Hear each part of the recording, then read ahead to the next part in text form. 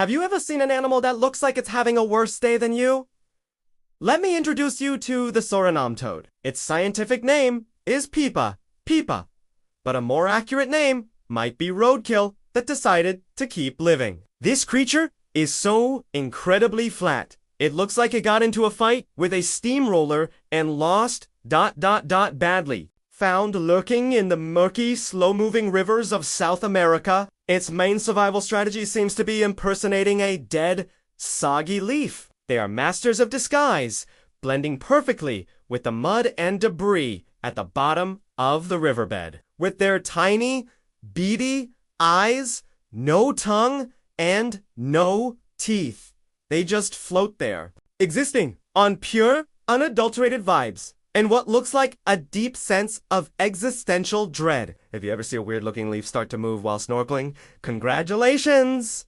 You've just met the flattest, saddest-looking frog in the world. Now, you might think an animal this peculiar would have some sort of charming or elegant mating ritual to balance things out. You would be wrong. So very wrong. The Surinam toad's approach to romance is the stuff of nightmares. When a male toad is ready to start a family, he finds a female and just climbs onto her back. And he stays there 4 days.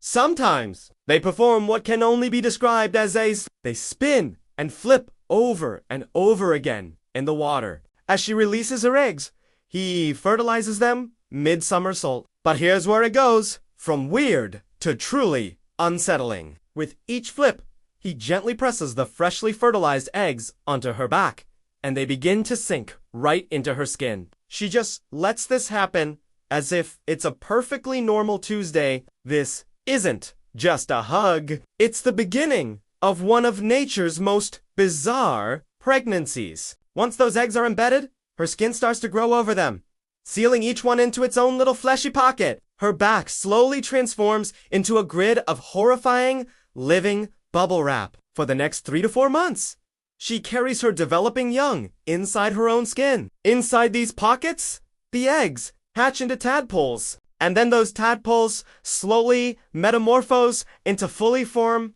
miniature versions of their parents. And when it's time for them to emerge into the world, they don't send a polite thank you note and leave through the front door. Oh, no!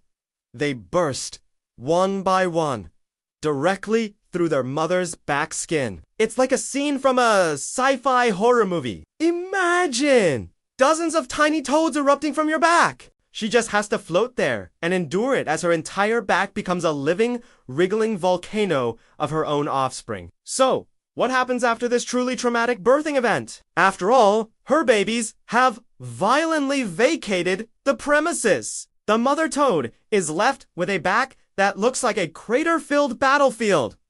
What does she do? She simply sheds that entire layer of hole-punched skin like a used tissue, grows a fresh new layer, and gets on with her life.